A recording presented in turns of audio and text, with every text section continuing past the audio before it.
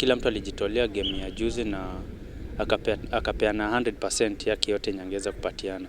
So the most important thing is for us to know that competition kama hizi if we continue working hard and being smart also, we can move forward as a team. Despite the result, despite for us not getting the maximum 3 points, I believe is a good start na inatuonyesha the direction. We also know that where we went, we didn't do the right things, so it's all about correcting. That is football. We have to accept. When you accept, you learn more and you reorganize yourself well. Then when you come back stronger. So the mood is really good.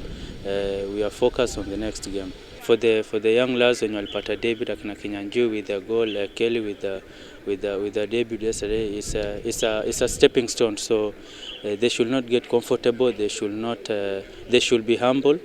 They should continue working hard. So for me, that is the most important thing. This is not the end. It's just that they are starting their career in national team level. So they should keep on working hard so that they can get more and more time to represent the country.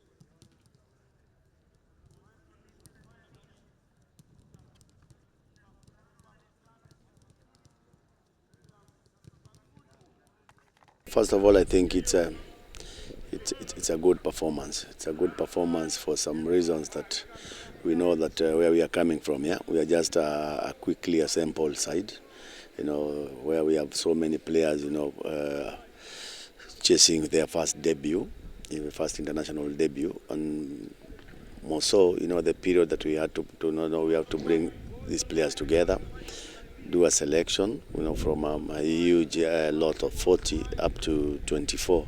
It means that we did a lot of job, and up to now we are still working to make sure at least they can be comfortable, they can accept each other, and they can be able at least to take responsibility, as a unit. And for the show that they gave us yesterday was very impressive, because it's the first match they have really hit with some competition environment and the intensity in the game, with also a very strong and well-oiled side. Yeah, so we are very positive about them. We are encouraging them more. We know that they need to improve a lot, on controlling their emotional excitement, within the game when they are leading, because I believe also the next match they are capable of scoring. So it's only about how do we manage the game when we score. They are very motivated. They want to fight, and they want to prove something, because they know that they are already a product of hard work to arrive where they are. Because if you make it. Making it from a very talented group of 40 players, it means that you are not just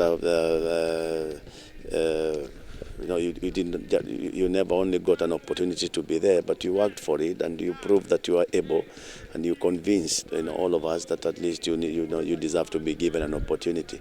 And I think they're also continuing to prove that they deserve to be there.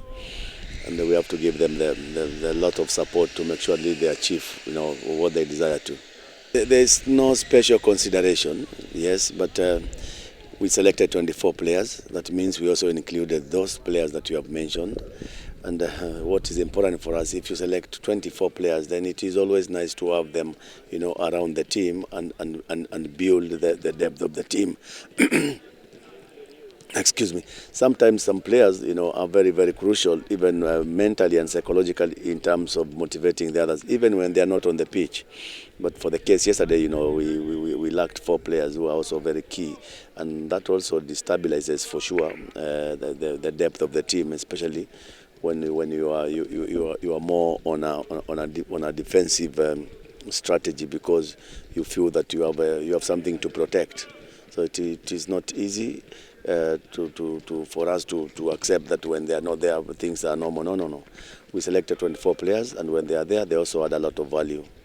To be honest, I don't think there's any team that has zero knocks at the moment, yeah, because it is also the nature of quick fix, and sometimes you try to build the fitness of the players or to enhance the fitness of the players within a few days or a few weeks before the kickoff of the first match in a tournament of this nature, and Kenya has done so, I think, and I believe also the other teams have also been facing the same challenge, maybe apart from the host, because they knew they would be hosting something, so they must have been preparing something a little bit longer than the other teams.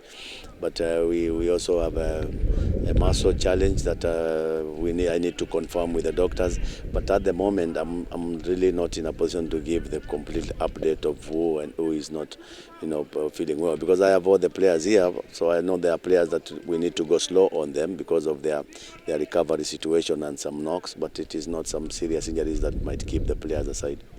To rebuild the team, hope has to be there, and it is the hope that gives the boys the drive, because first of all is the opportunity, and we believe from what I saw yesterday, from where we sit, we believe that we selected, the group very sober and on real merit, and they're also proving us that they deserve to be there, and they're moving on well. And hope is always the best thing when you're coming to building the team, because they're also hoping to perform well, and of course everybody hope that they can do that.